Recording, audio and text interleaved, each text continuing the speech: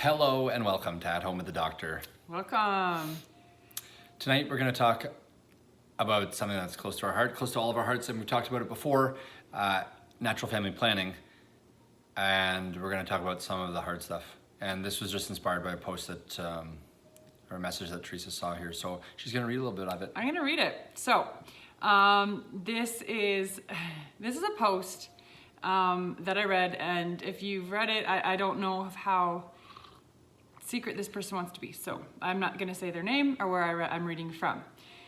So, please tell me I'm not the only one here that truly struggles with the church's teaching of NFP. I mean, I get it, but man, we're struggling here. We've been married 20 years with 7 kids and 2 losses. I have a slew of health issues. Our youngest is super hard, and we really need not to have any more. But NFP causes issues within our marriage. It's so easy to say, find other ways to show each other love, air quote, etc. But for us, it's just not that easy. Of course, we do show each other love in other ways too, but we're both touched people. Are we really the only ones struggling each month not to abuse the marital act? I truly feel like I'm barely just hanging on, and the thought of having another baby is terrifying. I'm so unbelievably burnt out, yet I have to remain open to life. So she goes on to say the things that we all struggle with, and I think we can be honest in saying going on birth control or using a condom or get a vasectomy is something that does cross people's minds who do practice NFP and who are faithful Catholics. Right. And this is someone who also admits they are a faithful Catholic. They've not wavered in their convictions on the church's teaching on NFP. Mm-hmm. For instance, I tried to paraphrase, and it goes on longer. So, right. But to say that we, as Catholics, as practicing Catholics, that those things of the outside world, we are tempted. The devil is swift and cunning, right? We are tempted, and we can say in our marriage that. I don't know if I definitely thought about it. I was like, oh man, a condom would be so nice right now. But, thank God that we didn't go out and buy one. Let me make that face again. Yeah. But, we wanted to just kind of come to you guys and say, the struggle is real.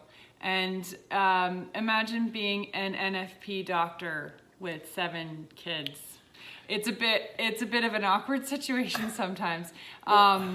First, I just want to say, like our hearts have got to go out to each other in charity in these situations, right? In understanding, not in judgment. Because, to me, just hearing this, I'm like, wow, this couple has a real serious reason to avoid pregnancy, right? And I know that's a very personal discernment.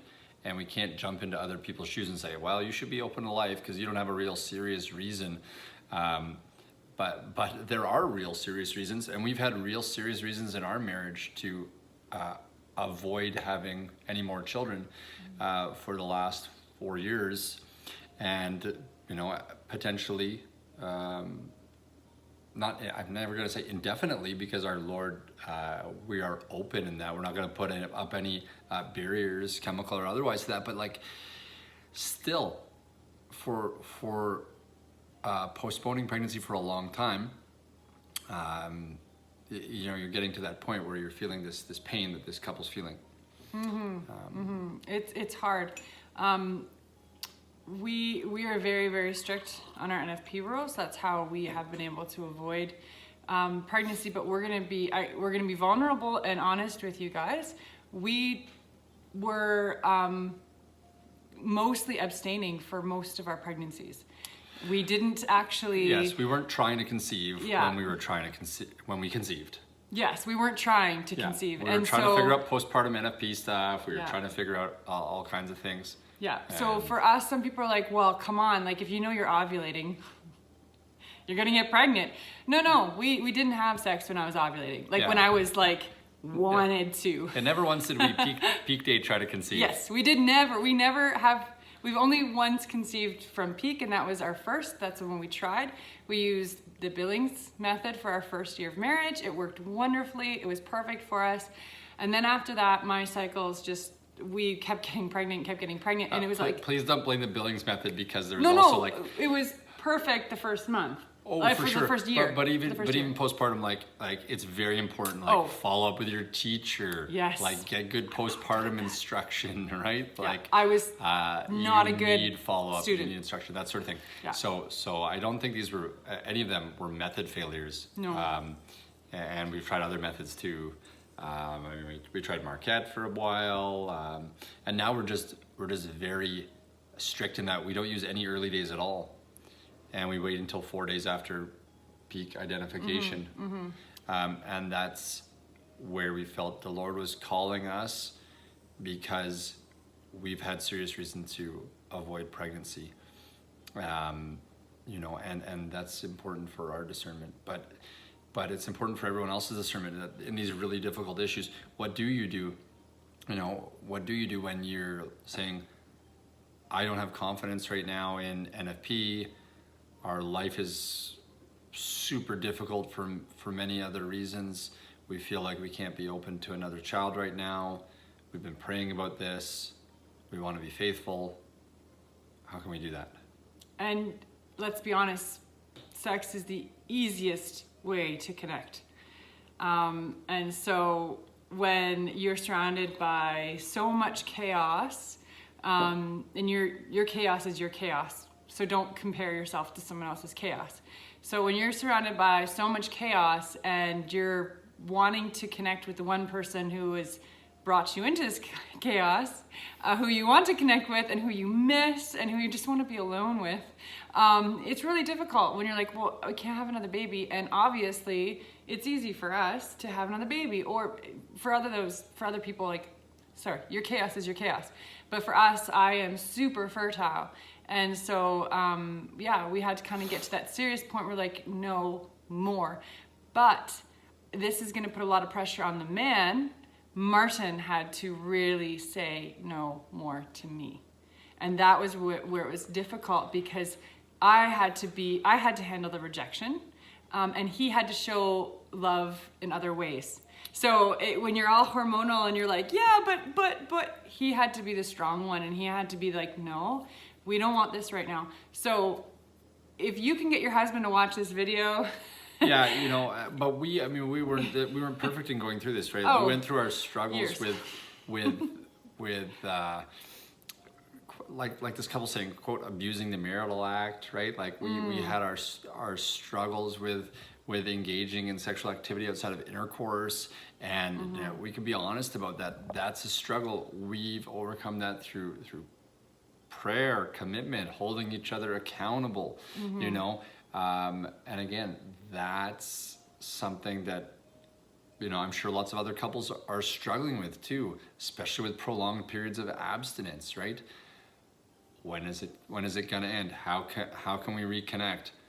All the messaging that's out there in the world saying, yeah, it's fine, like go ahead, do whatever you want, right? Do what feels good. Right. But I mean, there's so many details that we could share about our discernment and our conversion, our continual conversion of heart in all of these areas. Not that we didn't know upstairs, but to really bring it home in our marriage relationship, right?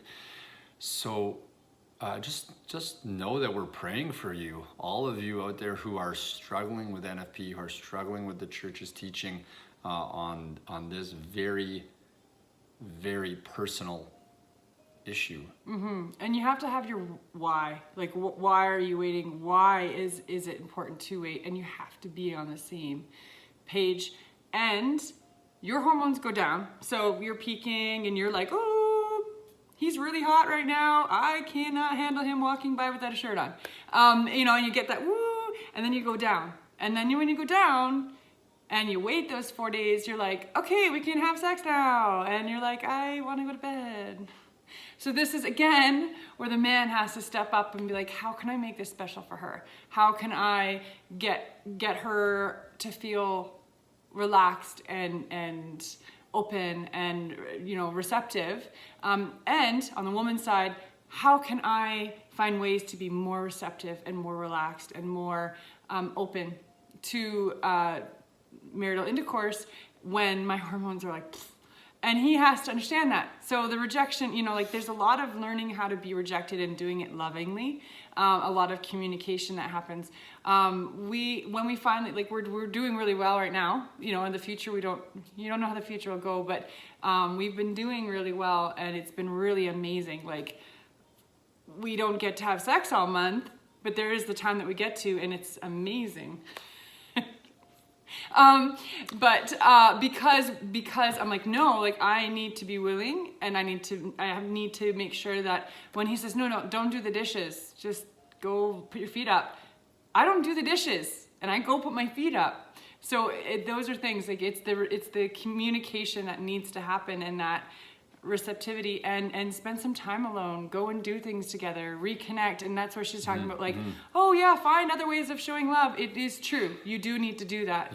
But when it comes to like it's so sad. I heard of a story of one woman, like it's like a chore, like she was literally reading a magazine while they were doing it, and I was like, that's so sad.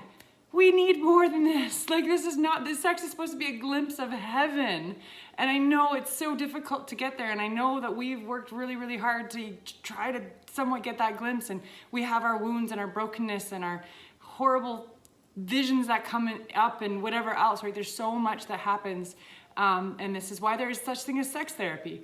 But anyway, this is going to go into like 100 other potential videos, which is perfectly fine. We could just unspool on this for a long time. Yes. But I think we need to wrap it up because we want you guys to talk back and we don't want you to actually watch the video.